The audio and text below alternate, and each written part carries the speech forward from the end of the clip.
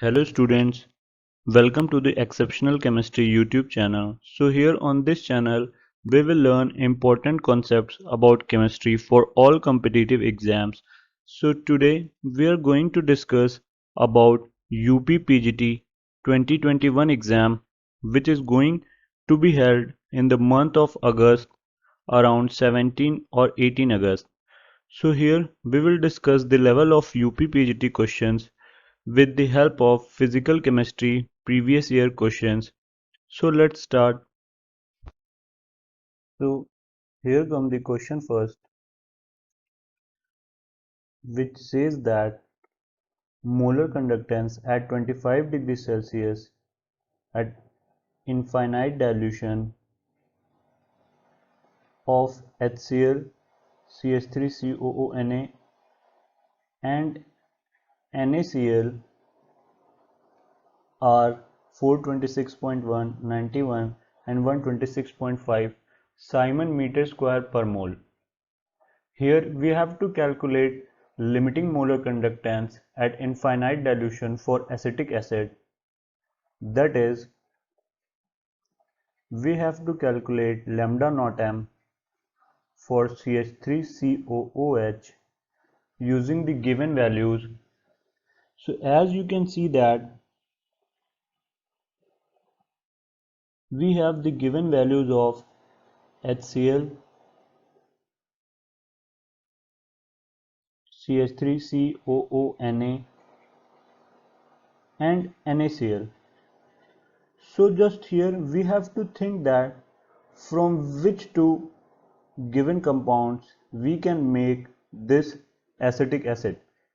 As you can see, the first part of acetic acid, that is CH3CO, is in the sodium acetate, and the second part, that is H, is in the HCl.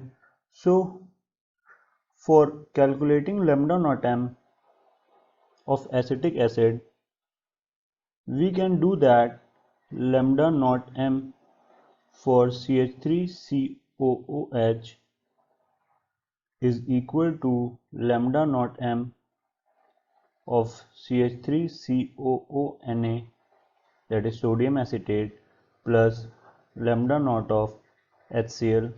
So here we will get acetic acid plus one extra compound, that is NaCl. So here we have to subtract the third values, that is lambda naught of NaCl. So using this we can write that the given values, that is for sodium acetate is 91, plus for HCl is 426.1, and we will subtract it the value of NaCl, that is 126.5. So on solving this we will get 390.60. So according to this, from the given options, second option is correct. So let's move to the next question. Question number 2. These all questions are from UPPGT 2016 paper. So from this previous year paper we can understand the level of questions in the upcoming exam. So let's get to this question. In a galvanic cell, the following reaction takes place at 298 Kelvin. Here the given reaction is Cr2O7 2- plus 14H plus 6Fe2 plus gives this, and after here given that E0 for Cr2O7 is 1.33 volt and E0 for Fe3 plus is 0.77 volt. So here we have to tell standard EMF, that is E0 cell. So as we know that for calculating standard EMF, the formula for E0 cell is given as E0 cathode minus E0 anode. So here we have to identify cathode and anode. Simply, the electrode at which reduction occurs is cathode. Here we can say that we have to keep it in mind that at cathode reduction takes place and at anode oxidation takes place. So from the given two electrodes we can see that Cr2O7 2-. So here if we will calculate the oxidation state in Cr2O7 2-, we will get that here chromium is in +6 oxidation state and in the product it goes to +6 to +3. So here chromium is been reduced, so we can say that here chromium is working as cathode. Since we have identified one electrode, so the other electrode, that is iron, will act as anode. So here we can write both the values as 1.33 minus 0.77. So we will get the E0 cell for the given galvanic cell, which will be equal to 0.56 volt. That is, from the given options, second option is correct. So now let's move to the next question, that is question number 3rd. Here, if 3 gram is dissolved in 3 gram urea is dissolved in 45 gram of water, what will be relative lowering of vapor pressure? So this question is from colligative property, which is an important topic from the UPPGT point of view.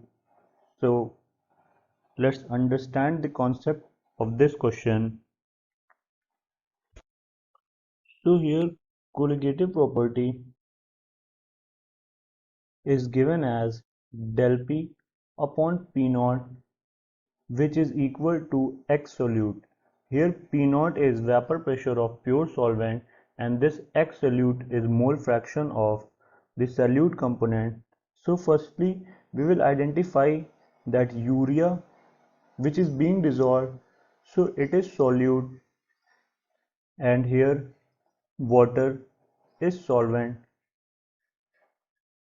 So for moles of urea we can write the basic formula for calculating moles, that is weight upon molecular weight. So given weight of urea is 3 and molecular weight of urea can be calculated from its molecular formula NH2CONH2. So on calculating we will get molecular formula 60. So putting it in this formula we'll get the moles of urea as 0.05. Now similarly, moles of water can be calculated as given weight of water, that is 45, upon its molecular weight, that is 18, which will be equal to 2.5. So here this mole fraction is calculated as Na upon Na plus Nb, where Na and Nb are moles of solute and moles of solvent. As here you can see that moles of solute is very less as compared to mole of solvent. So here we can neglect the moles of solute in the denominator part, and similarly moles fraction of urea can be written as, that is, mole fraction of urea will be equal to 0.05 upon 2.5, which will be equal to 0.02. And this is our final answer because here the relative lowering in vapor pressure is equal to mole fraction of solute, which is 0.02. So from the given options, option 1 is correct. Let's move to the next question, that is question 4. Here it is saying that this question is somewhat related to Carnot engine, where a formula for calculating efficiency has been given as eta, that is efficiency, is equal to 1 minus T1 upon T2. So similarly, we can say that we have two temperature givens, that is 400 Kelvin and 300 Kelvin, and here we have to tell the efficiency for this engine. So directly we can put the formula as neta is equal to 1 minus 300 upon 400. So we'll get 400 minus 300 upon 400, and neta will be equal to 1 by 4, and for calculating its percentage we can multiply by 100, but since in the question it has only asked efficiency, so we will not multiply it by 100. We'll get the final answer 0.25, and from here we can see option 3 is correct. Now let's move to the next question. Question number 5. Here given the want-off factor for HCN is 1.00002, and it is asking what will be the percentage degree of dissociation in the following. So here we know that alpha, that is degree of dissociation, is given as I minus 1 upon n minus 1. So here I, that is want-off factor, is given as 1.00002, and for HCN the number of moles of ions will be 2 since it dissociates into H plus and Cn minus. So on putting the values of I and N, we will get alpha is equal to 1.00002 minus 1 upon 2 minus 1, that is the answer will be 0.00002, which can be written as 2 into 10 raised to the power minus 5. So we have calculated alpha, and in question it is asking the percentage degree of dissociation. So for calculating the percentage degree of dissociation, we will multiply alpha, that is 2 into 10 to the power minus 5, with 100. So the answer will be 2 into 10 raised to the power minus 3. So from the given options, second option is correct. If you like the video, please subscribe our YouTube channel Exceptional Chemistry and share with your friends who are going to appear for the UPPGT exams. And if you want more such videos for inorganic and organic chemistry, please let me know in the comment section. Thank you.